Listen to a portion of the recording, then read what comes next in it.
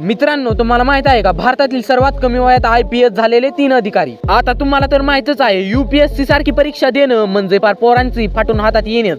पण हीच परीक्षा या तरुणांनी खूपच कमी वयात क्रॅक करून दाखवली आहे. तर याच लिस्ट मध्ये नंबर 3 वर येतात किरण कुमार.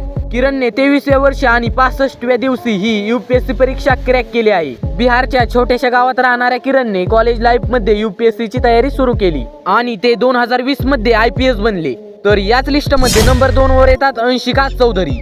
अंशिकाने 22 वर्ष आणि 338 दिवसांमध्येच ही UPSC परीक्षा क्रॅक केली आहे. 2022 मध्ये 382 रँक मिळवून ती पहिल्याच प्रयत्नात IPS झाली. तर याच लिस्ट मध्ये नंबर 1 वर येतात सौफीन हसन. गुजरात मधील एका गरीब कुटुंबातून आलेल्या सौफीनने अवघ्या 22 वर्षे 190 दिवसांमध्ये ही UPSC परीक्षा क्रॅक केली. UPSCच्या इंटरव्ह्यूला जाताना अपघात झाला तरी हॉस्पिटल मधून अभ्यास चालूच ठेवला. 2018 मध्ये 570वी रँक घेऊन सौफीन हसन हे भारतातील सर्वात कमी वयात IPS अधिकारी बनले. म्हणून म्हणतात ना, वय एक आपला आकडा आहे. जिद्द असेल तर आपण काहीही करू शकतो.